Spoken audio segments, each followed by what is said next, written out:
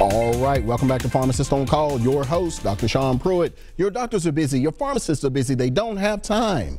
Well, this hour, I do. So stay right there. We're going to get right back into your calls here. We've got Bobby. Welcome to Pharmacist on Call. How may we help you? Yes, sir. I had a question about the CBD. The oil? Yes, sir. Go ahead. And I've got a bottle I picked up at a health store, and it says it's like 15 milligrams per capsule is what the CBD is in that. And it's fairly expensive. Is that do you have other more concentrated, or what on the dosage, what, like the 15 milligrams, is that a normal dose for a day, or? Let's see, 15 milligrams. So it just depends on the person. So the drops that I carry, the green formula is 1 milligram of CD per drop. So if you do 5 drops, that's 5 milligrams, or 15 drops is 15 milligrams. Of the black formula, it's 3 times as strong. So you're talking about 3 milligrams per just a drop. So 5 drops of this would be equal to 1 capsule. And that for me is pretty much what I would use, you know, in a day. But my needs are, I guess, not as much as some others. So 15 could work, but I'm sure it's not, you know, out of the realm of possibility for you to take more than 1 capsule at a time. You follow me? Well, this bottle is in like 25 capsules for it's like $46. Is that? No, you probably do better with this. And so you get, there are a total of 100 drops in this for $29.99, and there are 100 drops for $19.99. So this lasts about 3 weeks. Yeah, and I don't guess with this. I take a thyroid pill and a blood pressure pill daily. This isn't going to interfere with any of that in any way, or? Now CBD is an inhibitor, so it may increase the levels. The main ones we worry about are your cholesterol medicine, your statins, and the blood thinner, Coumadin. So those are the major interactions that we worry about. But it does, it may increase the levels of your thyroid medication, but it also may help your thyroid condition. You follow me? It also may interfere with your blood pressure medication, but in and of itself, it also lowers your blood pressure, the oil itself. And I don't guess, and on your water that you talk about, does it affect the prescription drugs like the blood pressure medication or the thyroid? Would it affect the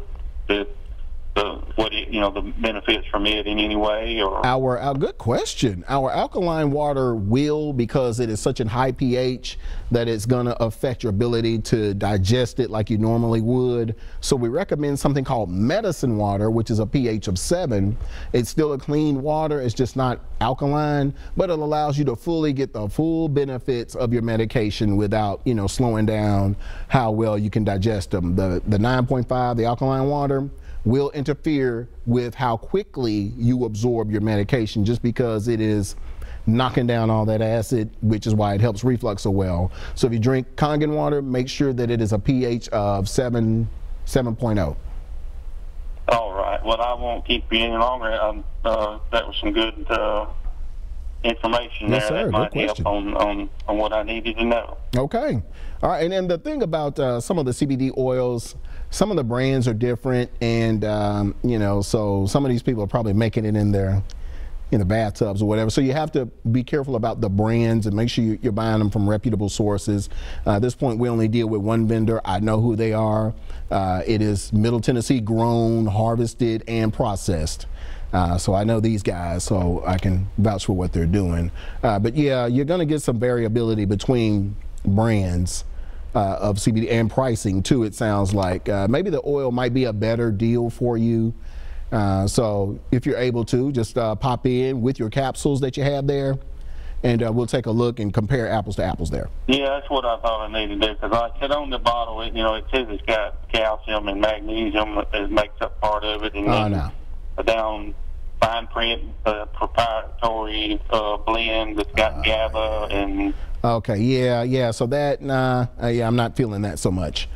So this is pure CBD. I might have to come over and compare, let you look it over and compare it with yours, and I might need to change on that. Yes, sir. Yes, sir.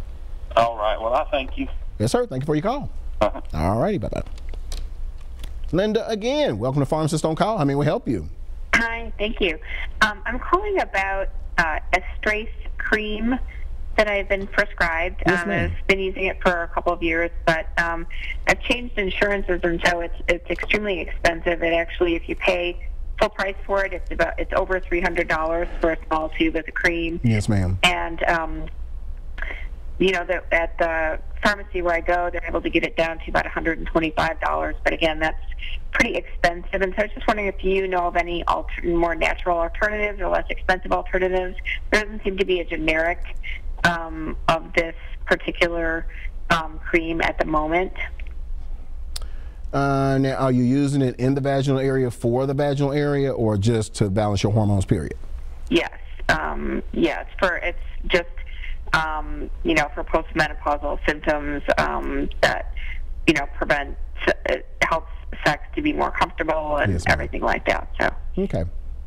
I would think something called Lydia Pinkham. Now, it's not going to be topical like the Strace cream. These are going to be either sublingual or tablets.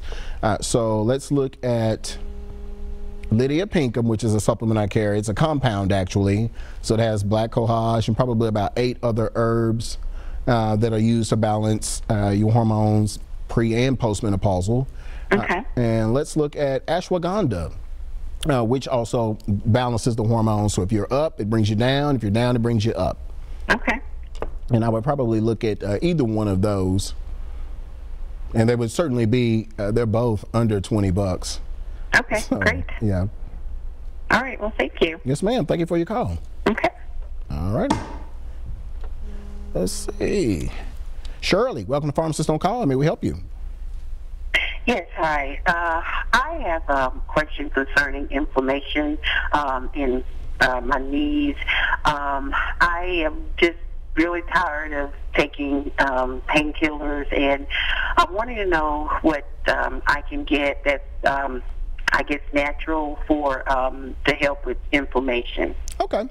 So we've got 3 options that just come to mind. The first is our Kangen water, and what it will do, it reduces inflammation. It's going to neutralize the acid that is built up in your joints. We have a lot of people who use it for inflammation. The second is turmeric, which is an anti-inflammatory spice, which is also good for, especially your knees. If that's where your pain is. Turmeric is also good to use. And then I would also recommend the hemp oil as well. A lot of our patients say that it has been pretty good in terms of relieving their inflammation as well. So the thing about hemp oil is that no matter what type of pain it is, it seems to address it. So whether it's neuropathy, which you know how long you all have been calling in, and I've been saying whoever comes up with a remedy for neuropathy is going to be rich. Well, it looks like we have one in the hemp oil, but arthritis, cancer pain, lupus, sickle cell, those types of pains, they all have been relieved by patients of mine who use the hemp oil. So I would start with the water, turmeric, and then maybe the hemp oil. Is the turmeric, does it come in a capsule? Is it powder? Yes. Yeah, both actually. And so the reason I recommend maybe the capsules a little bit more, that way you know how much you're getting in a measured amount every day. Your spoonfuls can vary. I mean, I can't even pour the same amount of sugar on a bowl of oatmeal every day. So, but I know that when I take turmeric, I'm getting 800 milligrams in each capsule, once or twice daily. Okay, Thank you. Yes, ma'am. You're welcome. Lucy, welcome to Pharmacist on Call. How may we help you? Hey, Dr. Pruitt, how are you? Pretty good. How are you? I'm fine. Your little vest there and your shirt, it's making me crave a sweet potato. Well, I guess I do have that kind of look today. Thank you. Yeah, you look like a little sweet potato sitting there. But listen, Dr. Pruitt, Yes, about aspirin. I would like to find out if there's an aspirin. I've heard of this before that is coated, that does not dissolve in your stomach, but in your intestine. Is there something that they used to have or something like that? Because I need to quit taking as many aspirin from time to time. It kind of like it finds that one spot in my stomach, and I thought about taking a different type. I don't know what I'm talking about. Let me hang up and see what you have to say. Yes, ma'am. All right? Okay, all right, that's fine. So, thank you, Lucy. Hey, love Lucy, no pun intended, a wealth of knowledge, and so I always love her phone calls. So, as far as I know, all medications are digested in the stomach. So that's where they are broken down. But in terms of a coated aspirin, not to my knowledge. So that's something that I don't mind, taking a look at. So we'll take a look at that, and you can either give me a call at the store, or I can report for everyone, at the next month's show. But hey, guess what? We're up on another break, so you all stay right there. We'll be right back.